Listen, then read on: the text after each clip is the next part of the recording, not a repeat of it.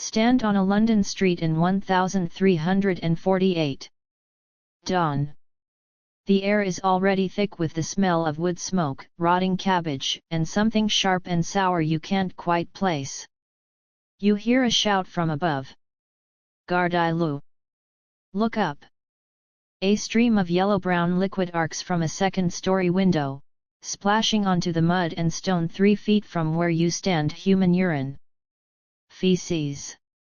The contents of someone's chamber pot emptied into the street because there is nowhere else for it to go. This is morning. This is normal. And this filth flowing in the central channel of the street, mixing with horse dung, discarded fish guts, and the blood from yesterday's pig slaughter, is about to kill half the city. You live in a world without toilets, without showers, without sewers. The water you drink comes from the same river that receives the waste of 10,000 people upstream. The floor of your home is packed earth. The walls are wattle and daub, woven sticks and mud, perfect for nesting. Your body itches. Everyone's body itches. You do not know what a germ is. You cannot see the fleas. And in a few months, the plague will arrive, moving through these streets like fire through dry kindling. The very ground you walk on will become a graveyard. This is 1348 England. Not the year the plague arrived, but the year before that. The world that built the perfect trap. And you are standing inside it. We are going to reconstruct that world. Not as a list of facts, but as a place you can see, smell, and move through. We will follow the waste from your bedside to the river. We will watch the systems that were supposed to protect you fail in slow motion. And we will see how a society that feared bad smells but not invisible killers created the conditions for catastrophe. The first thing you notice is the smell. Not one smell, but a layered assault that changes as you step into the street outside a tavern and the air is sour with old beer and vomit. Pass the blacksmith and you taste metal and hot ash. Approach the tannery at the edge of town and the stench becomes unbearable. Hides soaking in vats of urine and dog feces. The chemicals used to cure leather. This is not a smell you get used to.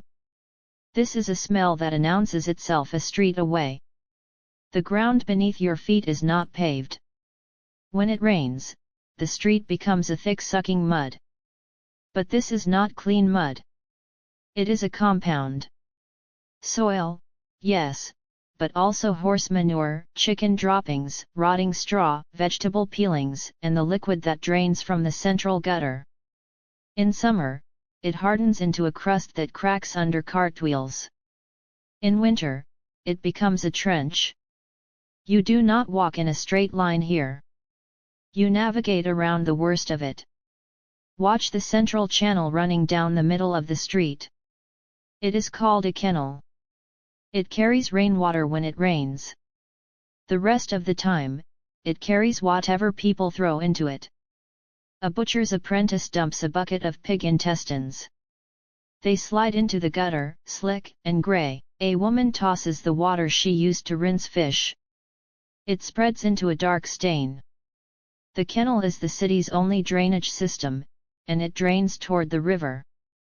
Animals are everywhere. Pigs root through piles of refuse, eating what even the dogs ignore. Chickens peck at scattered grain outside a baker's door. Rats move along the edges of buildings, bold in daylight. No one stops them. There is too much food waste and no system to collect it. The city feeds its scavengers as reliably as it feeds its people. The people of 1348 know this is a problem. They call it a nuisance. They believe the smell itself is dangerous. Not unpleasant, but lethal. The prevailing theory of disease is miasma. Corrupt air rising from filth, carrying sickness inside it. A bad smell is not just offensive. It is a physical threat. A cloud of poison that can enter your body and make you ill.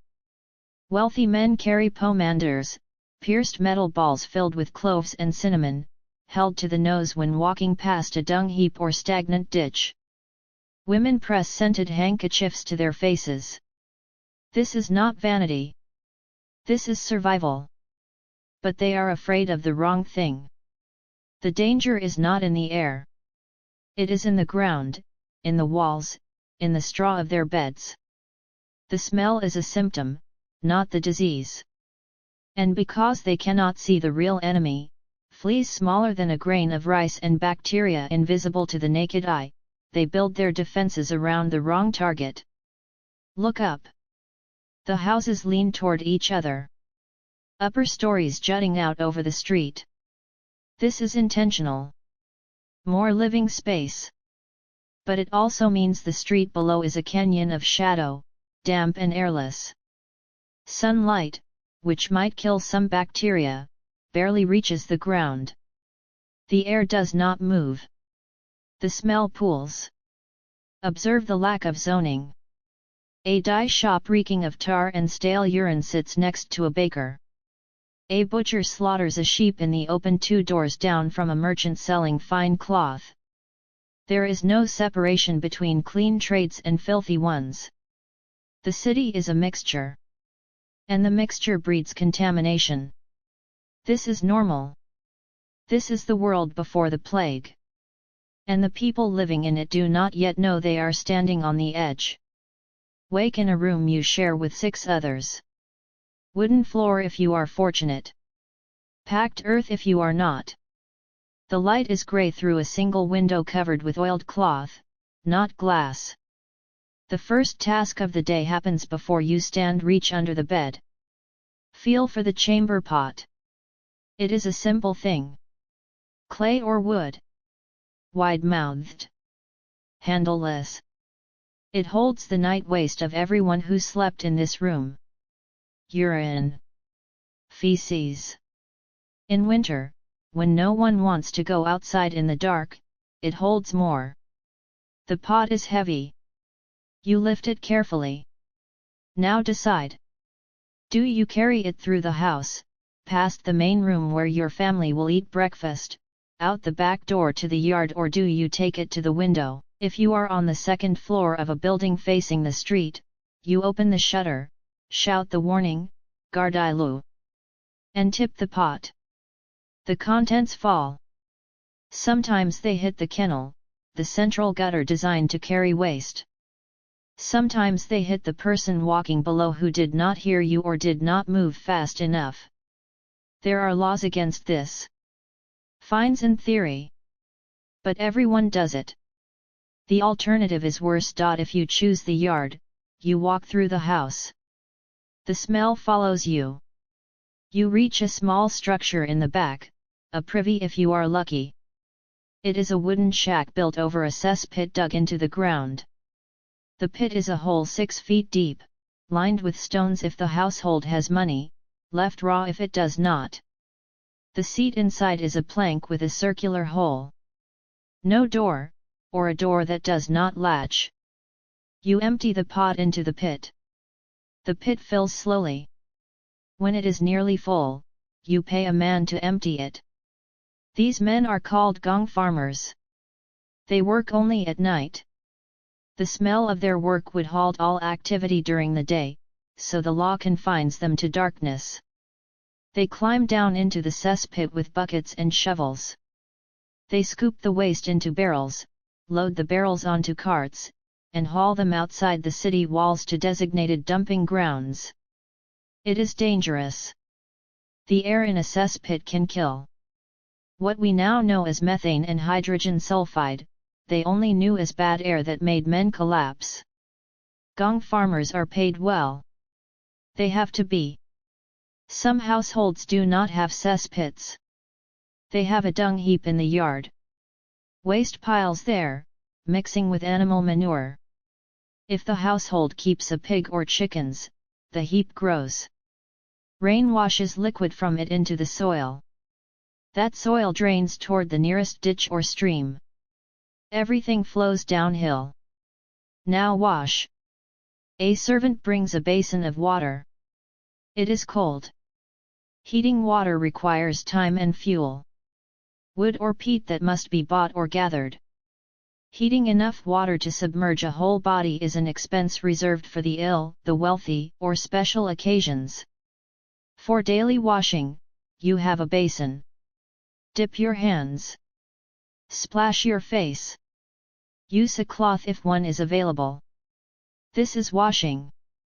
The goal is not to remove all dirt, but to remove visible filth and feel somewhat clean. Your hair is not washed. Your body is not washed. The act of a full bath, filling a wooden tub, heating enough water to cover yourself, soaking, happens a few times a year at most. What keeps you clean is your linen. The shirt or smock you wear against your skin is made of linen because linen absorbs sweat and oil. This layer is your hygiene system. It soaks up what the body produces. You change it when it becomes too soiled. Perhaps once a week. Perhaps every few days if you are particular. The outer garments, wool tunic, hose, gown, are rarely washed. Wool shrinks and warps with water. These garments are brushed, aired, and spot cleaned. You wear them for weeks or months without washing. The linen shirt is washed by boiling a large pot of water over a fire. Lye soap made from ash and fat. The shirt's boiled until the stains lift. It is labor. It is time. It is something done in bulk when enough soiled linen has accumulated. So you begin the day in yesterday's clothes. Your face damp from a basin. Your body unwashed. Your undergarment absorbing the sweat that will accumulate as the day progresses. This is clean. This is normal. Look at your hands. Fingernails dark with grime that does not come out. Knuckles cracked from cold and work. You have touched the chamber pot. Touched the door latch. Touched the table where food will be placed. You do not wash your hands between these actions. There is no germ theory. No concept of invisible contamination. Dirt you can see is a problem. Dirt you cannot see does not exist. And in the walls around you, in the straw of the mattress you just left, in the small cracks of the floorboards, fleas are waiting. Follow the waste now. From the chamber pot. Out the window or through the yard. Into the street or the cess pit. It does not disappear. It moves. And every path it takes leads to the same place. The water. Early morning. The river is wide here, slow moving, brown with sediment. Upstream beyond the city walls, women kneel at the bank washing clothes. Men draw water into buckets, loading them onto carts to sell in the streets. Brewers send servants with barrels to fill. River water is the base for ale. The drink everyone consumes because it is safer than water alone once boiled with grain. Now walk downstream. Past the docks where ships unload wool and wine. Past the fish market where vendors gut the catch and throw heads and entrails directly into the water. The river accepts it. The current carries it away. But not far. Not fast enough. Here, a public latrine juts over the water. It is a wooden platform built on posts with a bench seat inside. Multiple holes. No privacy walls between them. You sit shoulder to shoulder with strangers, and everything drops directly into the river below. The city has perhaps a dozen of these. They are considered an improvement. Better waste in the river than waste in the street. But the street still drains to the river. Every kennel. Every gutter. Every ditch. Channels toward it. After rain, the flow increases. You can see it. A brown surge carrying straw, dead rats, vegetable rot, and the liquid contents of 100 cesspits that overflowed in the downpour. The river receives all of it. It has no choice. Other cities have other rivers. York has the Foss, choked with waste until it barely moves. London has the Fleet, once a clear tributary, now an open sewer. By 1348, the Fleet is nearly impossible. Butchers from the Smithfield meat market dump offal into it daily. Tanners upstream wash hides treated with excrement and chemicals. The smell is so powerful that property values near the Fleet have collapsed. No one with money lives there. The city has tried to regulate it. Ordinances are passed, fines are threatened. Nothing changes. The butchers have nowhere else to put the waste. The tanners need running water. The Fleet continues to rot. Observe the system's failure. Towns hire rakers. Men with carts who are paid to shovel the worst of the filth from the streets and haul it to designated dumping areas outside the walls. But there are not enough rakers. The waste accumulates faster than it can be removed. A street cleaned on Monday is ankle-deep in muck again by Friday. Town councils know this. Records show repeated ordinances. Do not dump dung in the street. Do not throw entrails into the river. Do not let your pigs roam freely. The laws are passed again and again. Which tells you they are ignored again and again. Enforcement is impossible. There are no sanitation police. No inspectors. A fine might be levied if someone complains and the offender is identified. But most waste is anonymous. Who can say which household threw which bucket, so the cycle continues? Waste enters the street. Rain washes it toward the river. The river carries it downstream. But it also spreads it along the banks. Into the mud. Into the shallow areas where children play and women wash. The same water that is drawn for drinking in the morning has received the city's sewage by afternoon. People know the river is filthy. That is why they boil the water for brewing. That is why they avoid drinking it plain. But boiling kills some threats and leaves others. It does not remove dissolved filth. It does not filter out particles. And not all water is boiled. Wells exist. Hand-dug pits that reach groundwater. But the groundwater near a city flows through soil saturated with runoff from cess pits and dung heaps. A well placed too close to a privy draws contaminated water. No one can see the contamination. It has no smell. No color. It simply is. Watch the gong farmers work. Night has fallen.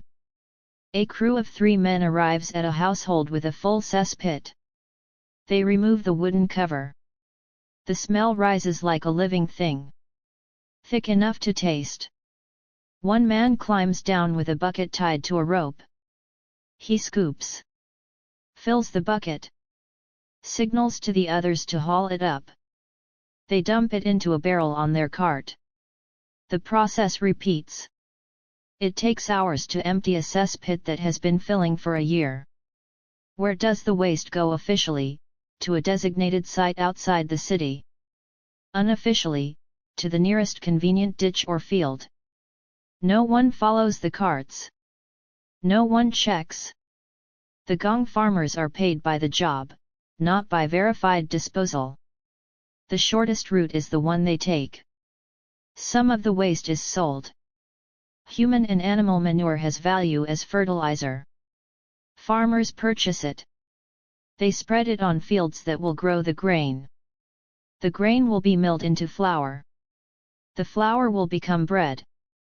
The bread will be eaten in the city. The cycle is closed. Waste becomes food. Food becomes waste again. But most of it simply accumulates. In low-lying areas. In ditches that do not drain. In corners of the city where no one important lives and no one in power looks. The ground itself becomes saturated. Dig a foundation for a new building and the soil smells of rot. It is normal. It is ignored. And in that soil, in those ditches, In the straw and thatch and wooden walls that absorb the moisture. Rats burrow and nest. Fleas thrive in the dirt. In the darkness. In the warmth of decomposition. The infrastructure of waste has become the infrastructure of plague. But no one sees it. The river flows. The cess pits fill. The streets flood with rain and filth. And the city continues. Unaware that every system designed to remove waste has only spread it wider.